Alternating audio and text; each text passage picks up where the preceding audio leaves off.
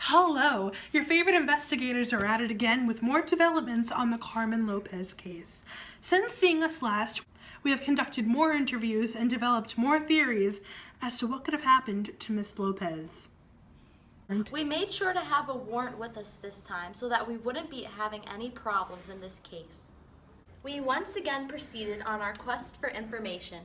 Interviewed prime suspects such as Miss S, Miss W, Miss Essex, Mr. Sudaika, Mr. Morawski, Mrs. Connolly, Miss Cipriano, and Miss Askenaski. It is imperative that we analyze the answers given to us by our suspects because sometimes word of mouth is just as damning as physical evidence. Based on our first interview, we did not believe that Miss Cipriano was guilty. She seemed very torn up about the death. She was actually friends with the victim. When we asked her where she was going, she said she was just on the way home. We also asked about their relationship, and they seemed to be very good friends. Mark Sudaika, on the other hand, left us with many unanswered questions. His interview was not without strong personal bias that definitely singled out Miss Essex as the prime suspect. It is now up to us to determine if we should heed the warnings by Mr. Sudaika or if he was just trying to implicate Miss Essex to the crime.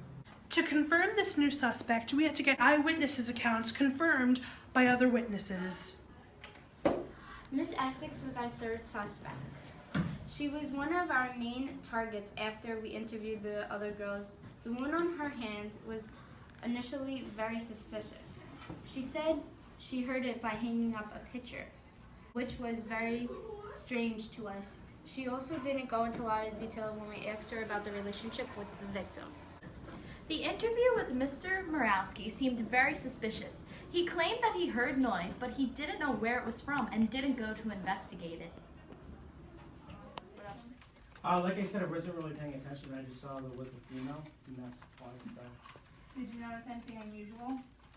I heard some shouting for a while, or some short while, and I wasn't sure what it was. I thought maybe it was music or some sort of a passing car, but I really didn't think it was anything out of the ordinary.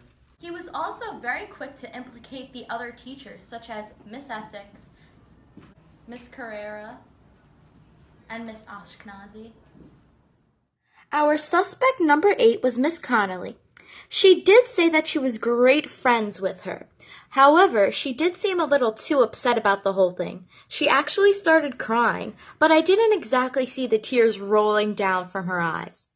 All the traffic. When was the last time you saw the victim? Well, I saw her the day before she disappeared. Can you describe the victim? You mean like her personality? In general. She was just a lovely person. She was just kind and gentle. She wouldn't hurt anybody. Did you notice anything unusual? About her that day? Yes. No, not really. She seemed okay that day, and I was in a rush because, like I said, I wanted to get on the Bell Parkway, so I didn't stop to talk to her, really, and I feel really bad about that. What can you tell me about your relationship with the victim? Well, we were really, really good friends. We used to go out sometimes after work and sometimes on the weekend. In fact, we were supposed to get together to have dinner that night, but she canceled because she was just too busy. She had a lot of budget work to do, and I wish we had gone out to dinner because maybe this wouldn't have happened. Next step was to interview Miss S and Miss We W. just came back from conducting our interviews with Miss W and Miss S. We found that Miss S was very confrontational and kept on asking very specific questions. She would often avoid our questions and answer them with more questions. Where were you on the night of the murder? What do you mean when you say night? I'm not quite sure what you mean by that. Anything to add, ladies? I still think Mr. Morawski did it. Yeah, Miss W, she accused, Miss Cipriano, but Miss Cipriano was, Miss Carmen Lopez's best friend. How could she do that? Theories, our personal favorite, and don't quote us on this because we don't know if it's true, is that Mark Serdyka was in love with the young Miss Lopez, and when once going to the Fab Lab, he got rejected. Miss Lopez rejected him, and this angered the emotionally unstable Mr. Serdyka. Mr. Serdyka then grabbed a nearby hammer, whacked her in the head, and left her there. That's just one of our theories, or that could have happened with Mr. Morawski. We're not ruling emotional crime is out yet.